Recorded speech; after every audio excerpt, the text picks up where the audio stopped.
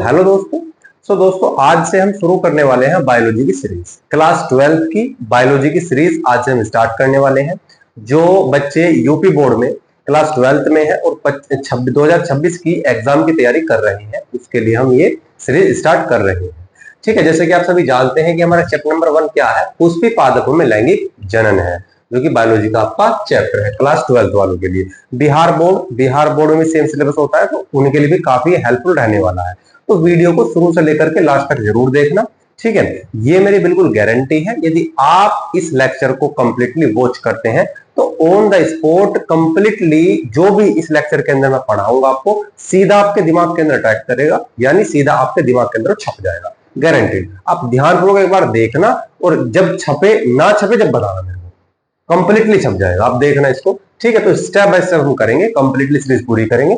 आप डेली इसको वॉच कर सकते हैं, देख सकते हैं। बायोलॉजी में कहीं से कहीं तक भी आपको दिक्कत नहीं आएगी। ठीक है, तो चलिए देखो, मैंने आपके लिए जो नोट्स जो कंप्लीटली ये लिखे हैं कि आज हम क्या कवर अप करेंगे। तो यहाँ से लिखा बिल्कुल कंप्लीटली बिल्कुल एक ऑर्गेनाइज तरीके से किया हुआ है। तो सबसे पहला, जैसे हम अपनी जो बुक ओपन करते हैं, सबसे पहली हेडिंग आप देखोगे पुष्पी पादपों में जनन। सबसे पहली हेडिंग आपको, चाहे आप एनसीईआरटी खोल लो चाहे कोई रेफरेंस बुक खोल लो, तो आपको सबसे पहली हेडिंग मिलेगी पुष्प की संरचना। ठीक है, एक पुष्प की संरचना से एक लॉन्ग क्वेश्चन बोर्ड के अंदर बन जाता है। ठीक है, तो इसके बारे में आपको पता होना चाहिए। ठीक है, काफी डिटेल के अंदर लेकर के चलेंगे और कट टू कट बात करेंगे, बिल्कुल इधर उधर की बात बिल्कुल नहीं करेंगे यहाँ पर। ठीक है, तो आ जाओ फटाफट शुरू करते हैं। पहले देखो, आपके सामने वर्ड लिखा हुआ है जी आवर्त बीजी। थोड़ा सा मैं आपको दिखा दूं, देखो ये अगर आपको दिखाई दे जाए जरा, आवर्त बीजी और एंजियोस्पर्म। आवर्त बीजी का मतलब क्या होता है भाई? आवर्त बीजी का मतलब क्या होता है ये हमको समझना थोड़ा जरूरी है। आवर्त बीजी का मतलब होता है, आवर्त बीजी मेरे वो पौधे होते हैं, वो पुष्प होते हैं, वो पौधे होते हैं जिनके अंदर बीज बनता है, ये बीज उपस्थित होता है, उसको तो हम बोलते हैं आवर्त बीजी। और अनावर्त बीजी क्या होता है? जिसमें बीज हमारा नहीं होता है। ये आवर्त बीजी का एक और नाम हमारा होता है एंजियोस्पर्म। क्या होता है भाई? एंजियोस्पर्म।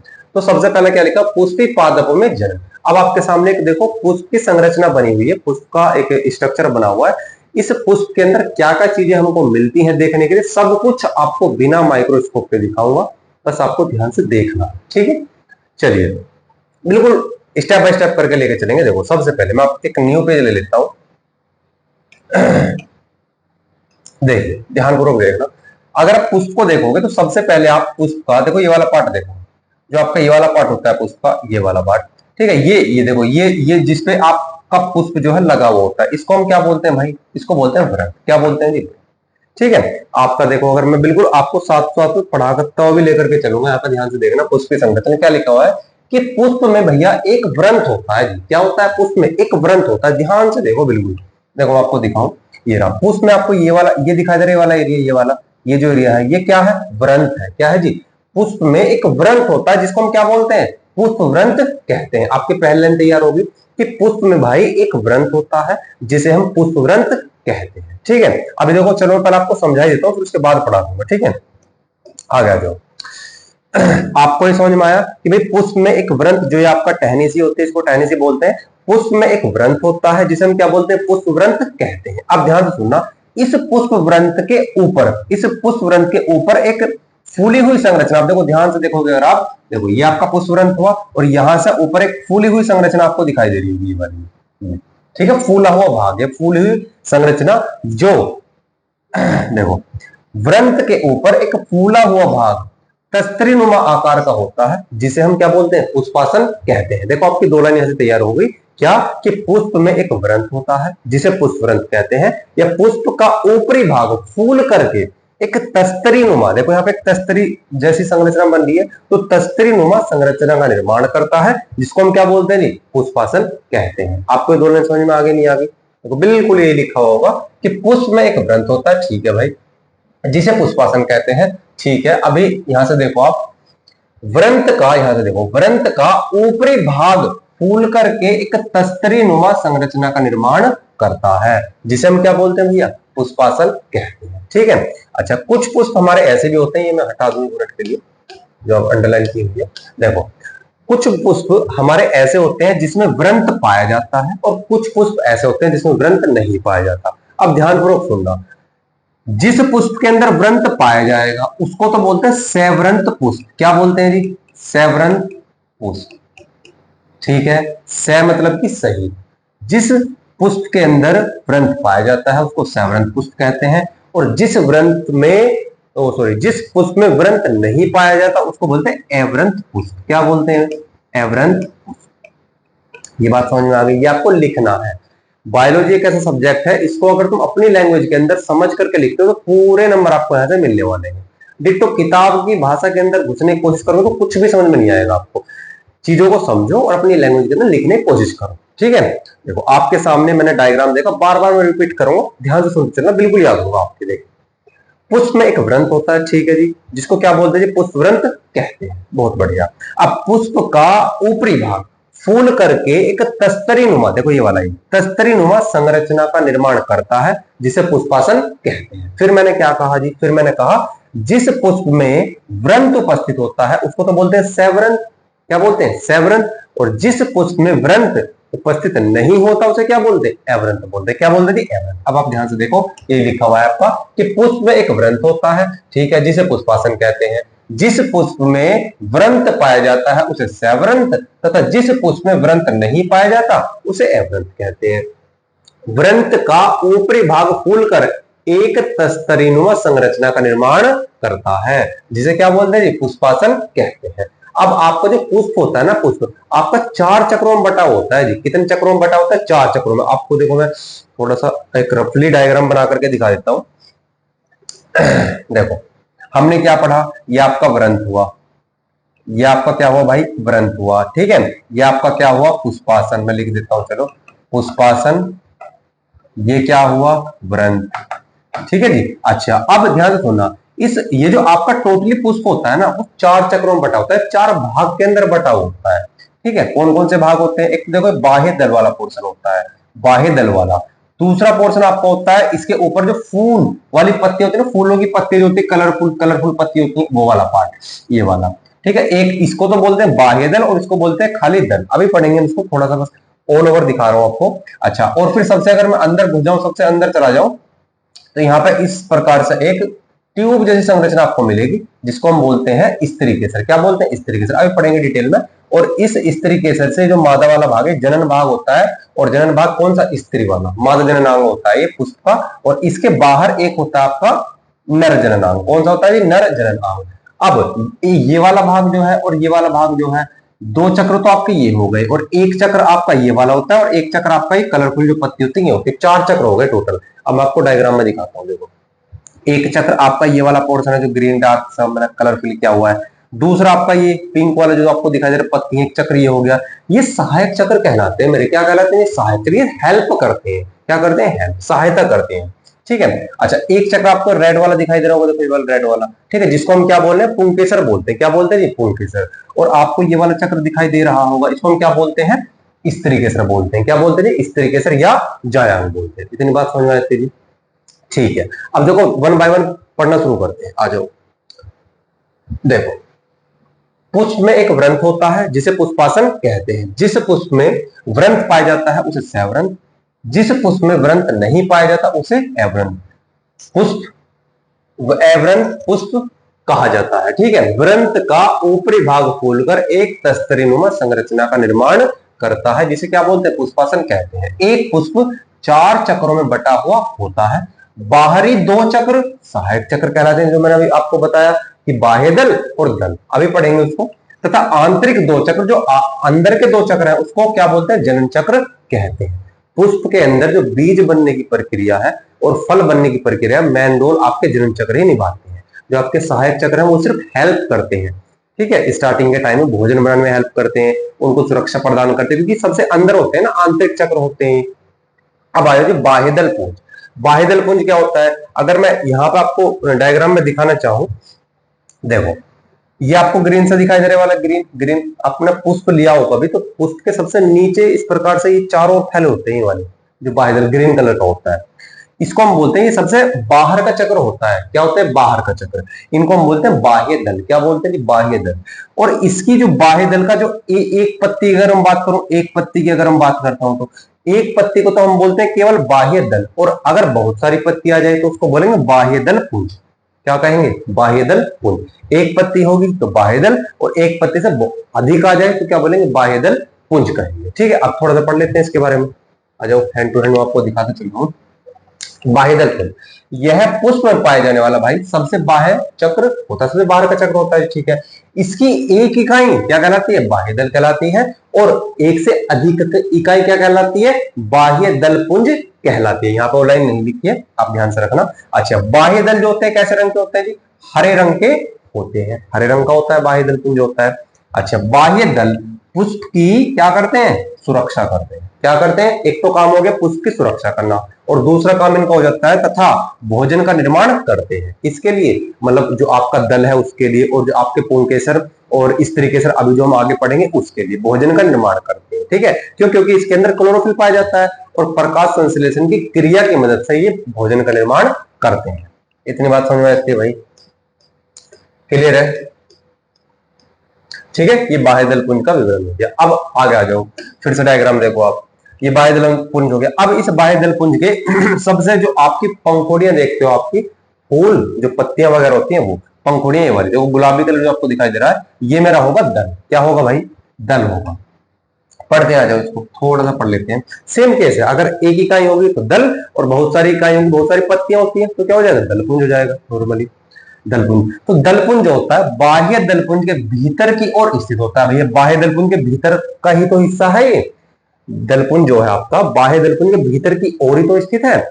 इसकी एक इकाई क्या कहलाती है, दल कहलाती है। ये कैसे होते हैं जी, रंगीन होते हैं, कलरफुल होते हैं, जो कि क्या काम करते हैं, कीटों को आकर्षित करते हैं। Normal simple. और जो आपने पढ़े है ना पहला और ये दूसरा, बाह्य दलपुंज और दलपुंज, ये दोनों के दोनों आपके सहायक चक्र हैं।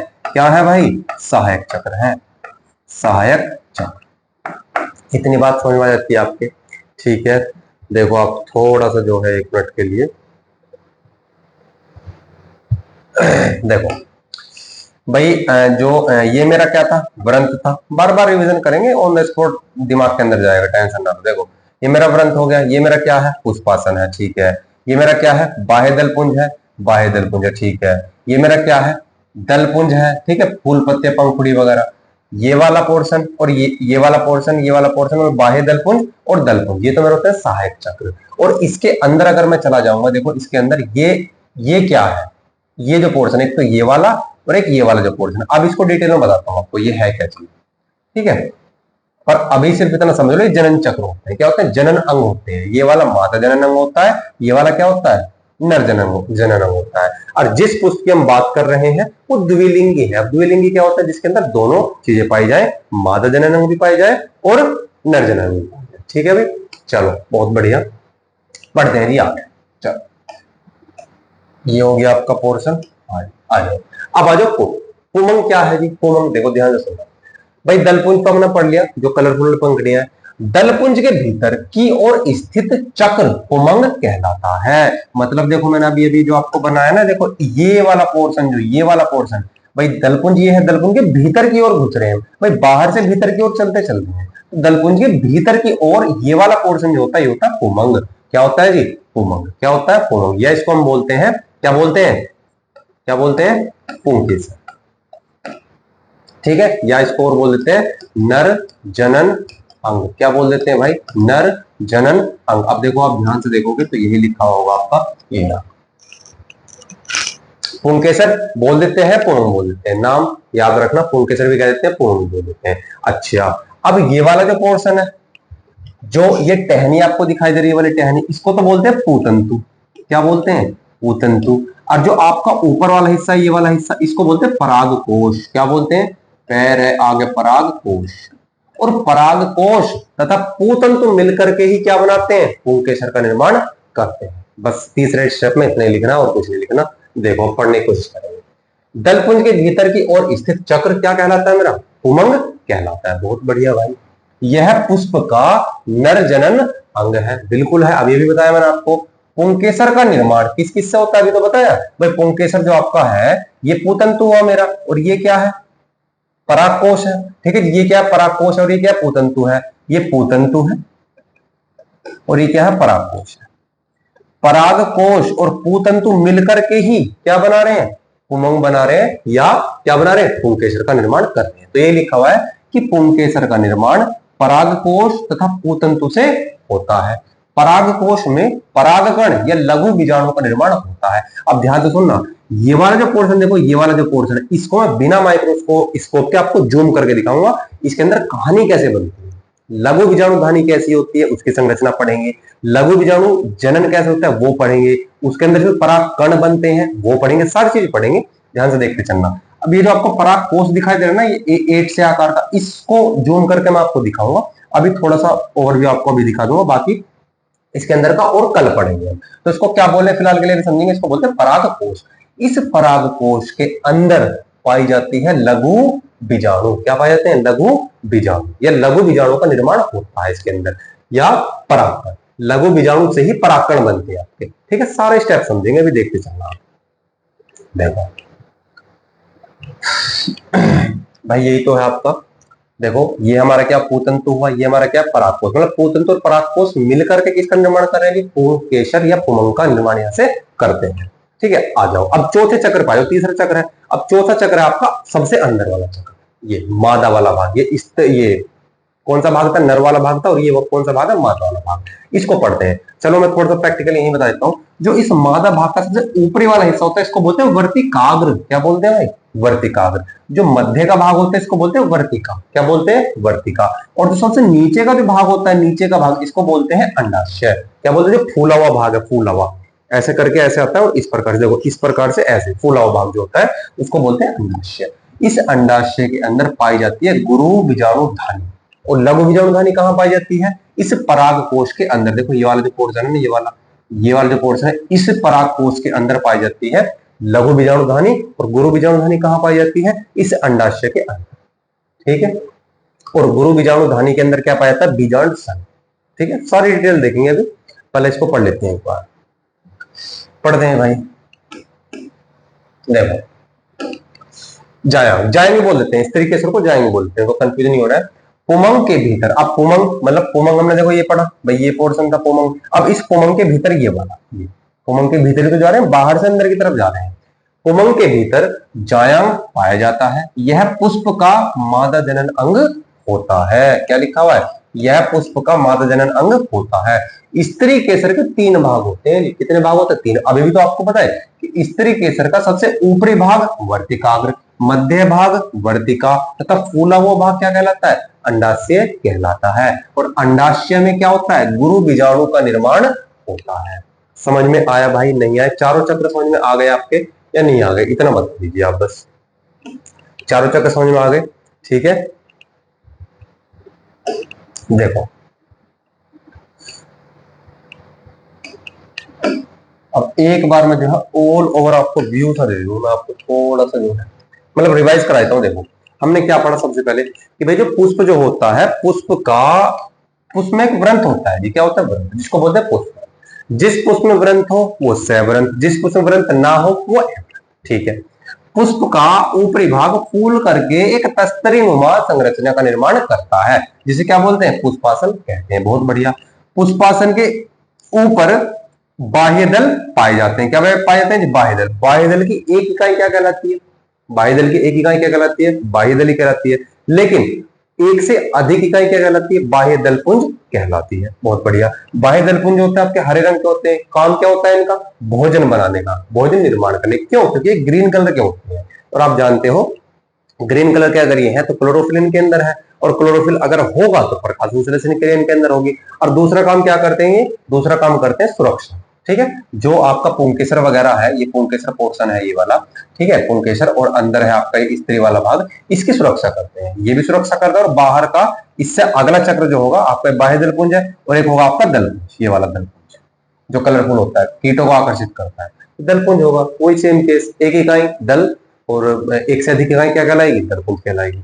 ठीक है, फिर हमने पढ़ा ये दोनों चक्र मेरे क्या हुए, सहायक चक्र हुए, सिर्फ सहायता प्रदान कर रहे हैं। तीसरा चक्र मेरा पुंकेसर होता है। पुंकेसर का निर्माण कैसे होता है, पूतंतु और परागकोश। ये परागकोश है ऊपर, और ये पूतंतु। पूतंतु तो परागकोश मिलकर के पुंकेसर का निर्माण करते हैं। और फिर हमने देखा इस तरीके से वाला भाग है जायांग वाला भाग। आपका सबसे ऊपरी भाग वर्तिका, मध्य भाग वर्तिका, देखो मध्य भाग वर्तिका, और सबसे ऊपरी वाला भाग वर्तिकाग्र, और सबसे निचला भाग क्या कहलाता है, अंडाशय। क्या कहलाएगा, अंडाशय, और अंडाशय के सबसे अंदर वाला जो हिस्सा है ये वाला, ये पोर्शन होता है गुरु बीजाणु धानी या बीजांड सन इसको बोलते हैं। ठीक है भाई, अब थोड़ा सा हम जो है जूम करेंगे। मैं आपको लेकर के चल रहा हूं इस परागकोश के अंदर, परागकोश के अंदर। अब परागकोश के अंदर होता है लघु बीजाणु धानी। क्या होता है जी? लघु बीजाणु धानी। यहाँ पे आपका परागकण कैसे बनेगा वो आपको प्रोसेस में बतलाता हूं। आ जाओ फटाफट से। ये आपका हो गया, ये हो गया, हाँ जी आ जाओ। अब हम पढ़ेंगे परागकोश की संरचना। क्या लिखा हुआ हेडिंग जी आपकी? परागकोश की संरचना। वो जो आप देख रहे थे ना एट जैसी संरचना, ये पूतंतु था, ये पूतंतु के ऊपर क्या था? एट जैसी संरचना। इसको अगर हम ऊपरी सतह से देखेंगे तो कुछ ऐसा दिखाई देगा, ऐसा। ठीक है, ऊपर से देखेंगे तो साइड से देख रहे हैं तो ऐसा लग रहा है, ऊपर से देखेंगे इसको बोलते हैं परागकोश। क्या बोलते हैं? परागकोश। ध्यान से सुनते चलना, बहुत ही आसान। परागकोश में दो पालियां होती हैं जी। देखो आपका पूरा का पूरा परागकोश है, इस परागकोश में दो पाली है। देखो ध्यान से सुनो, इसको पूरे को एक पाली बोल रहा हूं मैं। ये अगर बीच में पार्टीशन कर दो तो इधर की एक पाली है, इधर की एक पाली है। तो परागकोश में कितनी पाली है जी? दो पाली हुई। एक पाली ये वाली इधर की और एक पाली ये वाली। प्रत्येक पाली में, अच्छा नाम भी दे रखा है इनको, जिन्हें परागकोशक कहते हैं। ये जो आपकी पाली है, ये वाला पोर्शन, ये वाला जो पूरा का पूरा पोर्शन है, इसको बोलते हैं परागकोशक। क्या बोलते हैं भाई? परागकोशक। कोशक, ये परागकोश है पूरा का पूरा। और अगर पाली पार्टीशन बढ़ जाता है तो इसको बोलते हैं परागकोश। ठीक है, परागकोश में दो पालियां पाई जाती हैं जिन्हें परागकोशक कहते हैं। प्रत्येक परागकोशक में दो कोष्ठक होते हैं। अब सुन रहे हो? देखो भाई, परागकोश में दो पाली, एक पाली हो गई, एक पाली हो गई। और प्रत्येक पाली में दो कोष्ठक, मतलब कि इतना भाग क्या है? कोष्ठ है। इतना भाग क्या है जी? कोष्ठक है। ये भी कोष्ठ और ये भी कोष्ठ, मतलब कि एक पाली में दो कोष्ठ और इधर भी दो कोष्ठ। तो टोटल कोष्ठ कितने हो गए? चार कोष्ठ हो गए। कितने कोष्ठ हो गए? चार। तो ये लिखा हुआ है कि परागकोश में दो पालियां पाई जाती है जिन्हें परागकोशक कहते हैं। प्रत्येक परागकोशक में दो कोष्ठ पाए जाते हैं और प्रत्येक कोष्ठ में एक कोष्ठ ये, एक कोष्ठ ये, एक कोष्ठ ये, एक कोष्ठ ये। प्रत्येक कोष्ठ में एक लघु बीजाणुधानी पाई जाती है। प्रत्येक कोष्ठ में एक लघु बीजाणुधानी पाई जाती है। इस प्रकार एक परागकोश में कितनी लघु बीजाणुधानी होगी? एक, दो, तीन, चार। देखो एक, दो, तीन, चार। साफ साफ डायग्राम बनाओ आप, बिल्कुल डायग्राम मस्ट है, अच्छा सुंदर बनाना आना चाहिए। ठीक है, उसका थोड़ा सा प्रैक्टिस कर लिया करो। तो ये आपका एक लघु बीजाणुधानी, दो, तीन और चार। कितनी लघु बीजाणुधानी होगी? चार। समझ में आया? इतना नहीं आया भाई? ये हो गए परागकोश की संरचना। किसके संरचना होगी? परागकोश। अब इसका हम कंप्लीटली और जूम करेंगे। ये जो लघु बीजाणुधानी देख रहे हो ना, इसको भी हम जूम करके दिखाएंगे। इसके अंदर आपके परागकण का निर्माण होता है, तो होता कैसे है वो सारी चीज हम डिटेल के अंदर पढ़ेंगे। अब मेरे को आप ईमानदारी से बताओ कि आपको समझ में आया या नहीं आया। आप अगर आपने ध्यानपूर्वक देखा होगा तो कंप्लीटली आप अपनी लैंग्वेज के अंदर बना बना करके लिख सकते हो। ठीक है, आप जो है एक बार मैं सभी फोटो दिखाऊंगा, आप स्क्रीनशॉट ले लीजिएगा। बाकी एक जो है एक चीज और थी, मैंने लिख के दिया, हाँ, निषेचन पूर्व घटाएं। मतलब देखो जैसे कि भाई पुंकेसर तो पता चलेगा, पुंकेसर क्या था हमारा? पुंकेसर ये जो कहानी थी, ये पुंकेसर तो पूतंतु था, ये परागकोश था, दोनों मिलकर क्या बनाते? पुंकेसर बनाते। अब इस पुंकेसर के अंदर क्या था? यहाँ ये वाला पोर्शन परागकोश था। अब ध्यान से सुनते चलना। देखो ये था मेरा परागकोश। ठीक है, इस परागकोश के अंदर होता है लघु बीजाणुधानी। क्या होता है? लघु बीजाणुधानी। अच्छा, लघु बीजाणुधानी के अंदर होगा लघु बीजाणु जनन। एक एक स्टेप बाय स्टेप पढ़ेंगे। अभी सिर्फ हमने पुंकेसर देख लिया, परागकोश तक देख लिया। कल मैं बताऊंगा लघु बीजाणुधानी के बारे में। ठीक है, इसकी संरचना पढ़ेंगे और जनन कैसे होता है वो पढ़ेंगे। देखते हैं, लघु बीजाणुधानी होगा, उसके अंदर लघु बीजाणु जनन होता है। फिर लघु बीजाणु जनन होने के बाद बनेगा परागकण। क्या बनेगा? परागकण। और इस परागकण को बोलते हैं नर युग्मकोद्भिद। नर युग्मकोद्भिद। और फाइनल हमारा बनकर के तैयार होगा नर युग्मक। क्या बनेगा? नर युग्मक। ऐसे स्त्री केसर के अंदर होगा। स्त्री केसर में आपका अंडाशय, ये भाई स्त्री केसर देखो ये था, आपको दिखाऊं, ये वाला पोर्शन अंडाशय था। ठीक है, इस अंडाशय के अंदर होगा यहाँ पर गुरु बीजाणुधानी। ये है हमारा गुरु बीजाणुधानी। और इस गुरु बीजाणुधानी के अंदर क्या होगा? गुरु बीजाणु जनन होगा। और गुरु बीजाणु जनन होने के बाद बनेगा भ्रूणकोश। क्या बनेगा? भ्रूणकोश। और इसी भ्रूणकोश को हम बोलते हैं मादा युग्मकोद्भिद। क्या बोलते हैं? मादा युग्मकोद्भिद। अभी पूरी तरीके से बनानी है। ठीक है, और फिर फाइनली हमारा बन करके तैयार होता है मादा युग्मक। मादा युग्मक। और बाद में जब निषेचन होगा, ये नर युग्मक और ये मादा युग्मक दोनों क्या करते हैं? आपस में मिलकर के निषेचन करते हैं और फल या बीज का निर्माण करते हैं ऐसे। अब बताओ ये पोर्शन आपके समझ में आया या नहीं आया? कंप्लीटली आपके समझ में आ गया होगा। पूरी कोशिश बनेगी आपको समझाने की। ठीक है, निषेचन पूर्व घटनाएं हैं। अच्छा, ये वाला जो चार्ट है बस एक ऑल ओवर चार्ट मैंने आपको दिखाया है। अभी सिर्फ हमने सिर्फ उसकी संरचना पढ़ी है, पुंकेसर के बारे में जाना है और पराकोस, यहाँ तक मैंने पढ़ा। अभी डिटेल में सारी सारी चीजें लेकर के चलेंगे। एक बार मैं सारे के सारे फोटो आपको दिखा रहा हूँ, आप जो है स्क्रीनशॉट ले लीजिए यहाँ से, है ना। जो है 1 मिनट,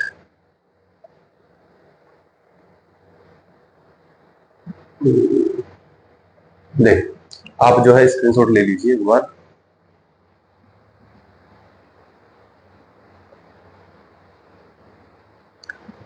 अच्छे से एक बार इनको पढ़ना और ध्यान से इनको जो है लिख करके देखना, डायग्राम बनाने की कोशिश करना, तभी आप जो है कुछ कर पाओगे इसके अंदर, ठीक है। और तुम्हारी जानकारी के लिए बता दूं, इनको जो है जो मैंने आपको पढ़ाया है, एक कॉपी आप बना लीजिए, एक पेयर या कोई भी एक माइंड मैप के तरीके का बना लीजिए। जो जो मैं आपको पढ़ा रहा हूं बिल्कुल पॉइंट टू पॉइंट चीजें हैं, आप नोट डाउन करते रहिए।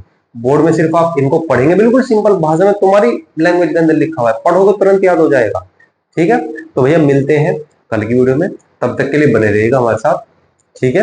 आई होप आपको अच्छे समझ में आ गया होगा, ठीक है।